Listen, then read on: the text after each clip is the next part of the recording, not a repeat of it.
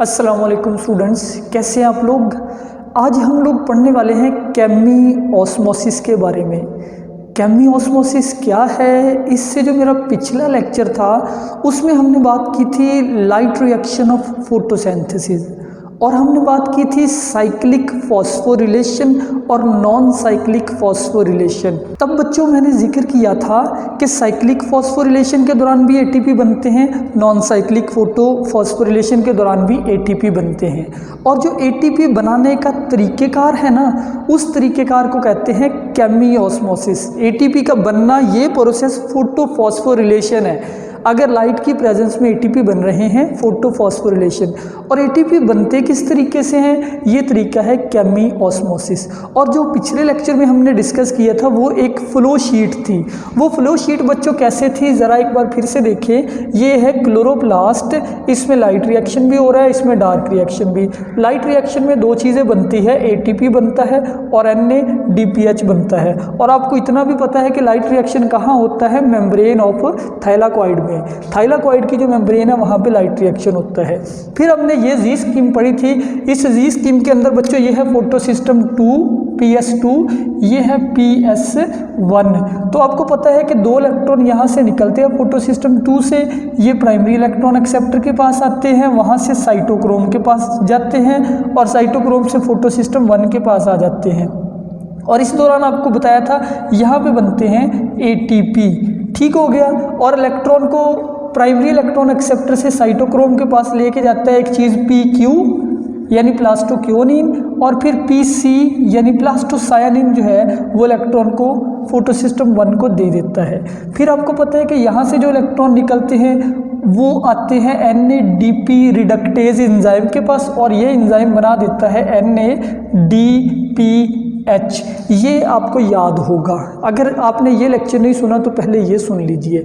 आज हम देखते हैं कि ये जो हमने पढ़ा है ये एक्चुअल में कैसे दिखाई देता है। अगर आप क्लोरोप्लास्ट की मेम्ब्रेन को स्टडी करें तो आपको मेम्ब्रेन के अंदर ये चीज़ें दिखाई देती हैं, ये जो सारी चीज़ें आप देख रहे हैं। बच्चों आपको पता है मेम्ब्रेन जो है वो लिपिड की 2 लेयर्स पर मुश्तमिल होती है। तो ये थाइलाकॉइड की मेम्ब्रेन है और ये लिपिड की डबल लेयर है। ये वाली लिपिड की एक लेयर और ये लिपिड की दूसरी लेयर। ये वाली जो साइड है ना मेम्ब्रेन के, ये वाली साइड, इस साइड के ऊपर स्ट्रोमा है और अंदर वाली साइड पे थाइलाकॉइड इंटीरियर स्पेस है। यानी कि एक्चुअली ये मैंने डायग्राम बच्चों ऐसे बनाई है कि ये समझ लीजिए थाइलाकॉइड की मेम्ब्रेन हो गई, ठीक है। इस मेम्ब्रेन के अंदर यहाँ पे ये सारे सिस्टम लगे हुए हैं, ठीक हो गया। और यहाँ पे भी समझ लीजिए ये सिस्टम लगे हुए हैं। ये अब मैंने बाहर वाली साइड बनाई है, ये वाली, इधर स्ट्रोमा हो गया और ये अंदर वाली साइड जो है इस पे क्या होता है, इस पे होती है इंटरनल स्पेस, थाइलाकॉइड के अंदर वाली जगह। अब ये मेम्ब्रेन है, मेम्ब्रेन का समझ लीजिए ये इतना सा पोर्शन हमने लिया है, ये वाला पोर्शन। बाहर वाली साइड पे क्या है आपके पास, बाहर वाली साइड पे है स्ट्रोमा, अंदर वाली साइड पे क्या है, थाइलाकॉइड इंटीरियर स्पेस। अब ये ज़रा इसमें देखिए, ये है फोटो सिस्टम 2, ये है फोटो सिस्टम 1। इलेक्ट्रॉन जो है इससे निकल के फोटो सिस्टम 1 के पास जाएंगे। कैसे जाएंगे, बीच के अंदर ये मौजूद है साइटोक्रोम। ये तीनों चीज़ें मेम्ब्रेन में लगी हुई है। फर्स्ट ऑफ ऑल इसके ऊपर जब लाइट पड़ी, सपोज इसके ऊपर लाइट पड़ी, ये समझ लीजिए लाइट के फोटोन है, ठीक है बच्चों। इसके ऊपर जब लाइट पड़ी, इसके 2 इलेक्ट्रॉन निकल गए। क्या हुआ, इसके 2 इलेक्ट्रॉन यहाँ से रिमूव हो गए, ठीक है। अब ये 2 इलेक्ट्रॉन जो ये यहाँ से एक्सेप्ट किए PQ ने, याद है ना आपको, PQ प्लास्टोक्योनिन। जो प्राइमरी इलेक्ट्रॉन एक्सेप्टर होता है वो इसके अंदर ही होता है। प्राइमरी इलेक्ट्रॉन एक्सेप्टर से ये PQ ले लेता है। ये देखिए यहाँ पे photo system primary electron acceptor से PQ लेके साइटोक्रोम के पास, तो ये एक PQ है। ये PQ प्लास्टोक्योनिन यहाँ से इलेक्ट्रॉन को पिक करता है और ले जाता है साइटोक्रोम के पास। दूसरी तरफ वाटर का मॉलिक्यूल भी स्प्लिट होता है। किस साइड से स्प्लिट होता है, थाइलाकॉइड इंटीरियर स्पेस यानी थाइलाकॉइड के अंदर, उस थैली के अंदर वाटर है, वो स्प्लिट होता है अंदर से। तो वाटर जब स्प्लिट हुआ, दो चीज़ें पैदा हुई, H का पॉजिटिव आइन, हाइड्रोजन आइन और साथ ऑक्सीजन। अब रिमेंबर हाइड्रोजन आइन कहाँ है? हाइड्रोजन आइन थाइलाकॉइड के अंदर वाली जगह पे है। दो इलेक्ट्रॉन पैदा हुए, दो इलेक्ट्रॉन जो है वो अंदर आ गए, यानी कि इसका हिस्सा बन गए, और वही दो इलेक्ट्रॉन फिर बाद में चले जाते हैं आगे। तो फोटोसिस्टम में इलेक्ट्रॉन पूरे के पूरे हैं। अब साइटोक्रोम से इलेक्ट्रॉन अगेन किधर आए? नीचे की तरफ आ गए। नीचे की तरफ आके यहाँ से पीसीन इलेक्ट्रॉन पिक किए, यानी प्लास्टोसायानिन ने, इसने दे दिए फोटोसिस्टम 1 को। इसी दौरान जब इलेक्ट्रॉन मूव कर रहे होते हैं इस चेन के ऊपर, सेल जो है इन इलेक्ट्रॉन की जो फ्लोइंग एनर्जी होती है इसको यूज़ करते हुए स्ट्रोमा से हाइड्रोजन प्लस साइन को पंप करता है थाइलाकॉइड इंटीरियर स्पेस की तरफ। किधर से किधर? स्ट्रोमा से H पॉजिटिव आइन को पंप किया जाता है किस तरफ? थाइलाकॉइड के अंदर। जो थाइलाकॉइड की थैली है उसके अंदर अब हाइड्रोजन आइन जमा होते जा रहे हैं। आप मेरी बात को गौर करें कि एक तो हाइड्रोजन आइन वाटर के स्प्लिट होने से पैदा हुए, दूसरा इन इलेक्ट्रॉन के फ्लो की वजह से जो एनर्जी पैदा हो रही है उस एनर्जी को यूज़ करते हुए कंटिन्यूसली हाइड्रोजन आइन पंप होते जा रहे हैं। तो अब अंदर वाली साइड पे हाइड्रोजन आइन काफ़ी बढ़ते जा रहे हैं, अंदर वाली साइड पे H पॉजिटिव काफ़ी ज़्यादा हो रहे हैं, और जो बाहर वाली साइड है स्ट्रोमा वाली वहाँ पे कम है। अब इलेक्ट्रॉन जो है वो यहाँ से साइटोक्रोम से PC के ज़रिए, यानी ये जो कैरियर है ये इलेक्ट्रॉन को ले जाएगा किधर? फोटोसिस्टम 1 के पास। फोटोसिस्टम 1 से इलेक्ट्रॉन अगेन ऊपर की तरफ आएंगे। ठीक है, अब ऊपर की तरफ आए इलेक्ट्रॉन, ऊपर की तरफ आके अब आपको क्या पता है कि फोटोसिस्टम 1 से इलेक्ट्रॉन फेरिडॉक्सन, ये फोटोसिस्टम 1 है, इसके प्राइमरी इलेक्ट्रॉन एक्सेप्टर से इलेक्ट्रॉन जो है वो किसके पास आते हैं? NADP एंजाइम के पास। कौन लेके आता है? FD, फेरिडॉक्सन। ये है फेरिडॉक्सन। इसने इलेक्ट्रॉन को पिक किया और इलेक्ट्रॉन को लेके आ गया इस एंजाइम के पास। इस एंजाइम का नेम है NADP रिडक्टेज। ये क्या करेगा?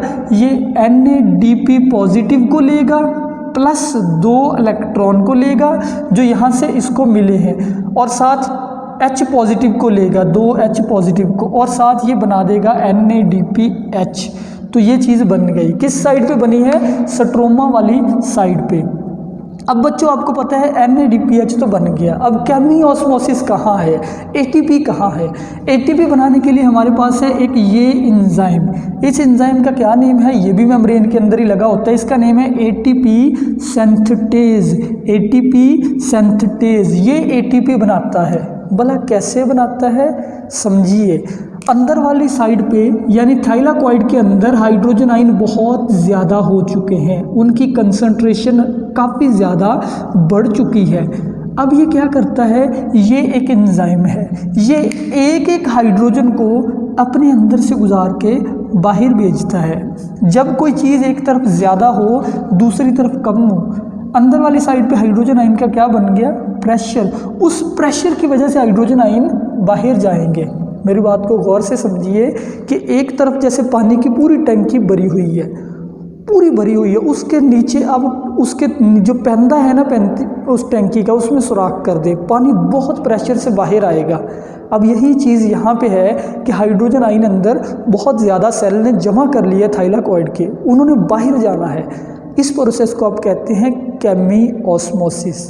केमी यानी केमिकल्स की, और ऑस्मोसिस कहते हैं आइंस की हरकत को। केमी यानी केमिकल्स जो है वो हरकत करेंगे, हाइड्रोजन आइंस जो है वो बाहर जाएंगे मेम्ब्रेन से, लेकिन उनको बाहर कौन भेजेगा? ये वाला एंजाइम। उन इलेक्ट्रॉन, उन प्रोटॉन के पास क्या होगी? एनर्जी। वो जो हाइड्रोजन के आइंस है उनके पास है एनर्जी। ये एंजाइम उस एनर्जी को भी यूज़ करेगा। हाइड्रोजन आइन को जब ये भेजेगा, एक हाइड्रोजन आइन को अंदर से बाहर भेजेगा, तो उसकी एनर्जी को यूज़ करेगा, और यूज़ करके क्या बनाएगा? ATP।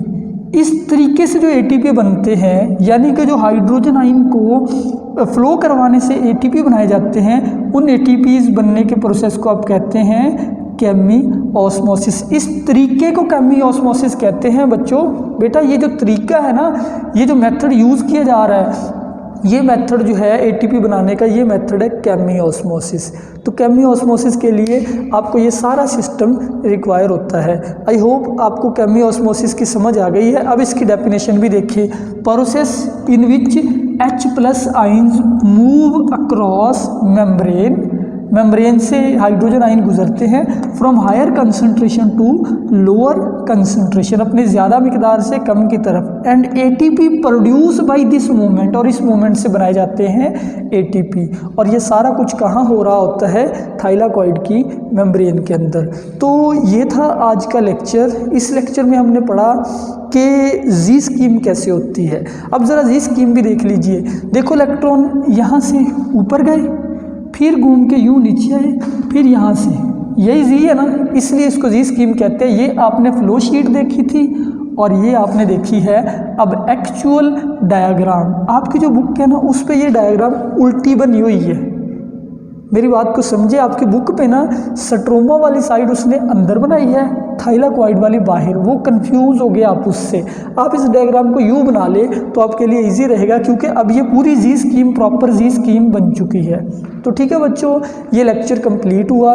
अगर कोई क्वेश्चन है वो मुझसे कर लीजिए। ये एज शॉर्ट क्वेश्चन ही आपने याद करना है। तो लेक्चर कंप्लीट हुआ। अपना ख्याल रखिए। अल्लाह हाफिज़।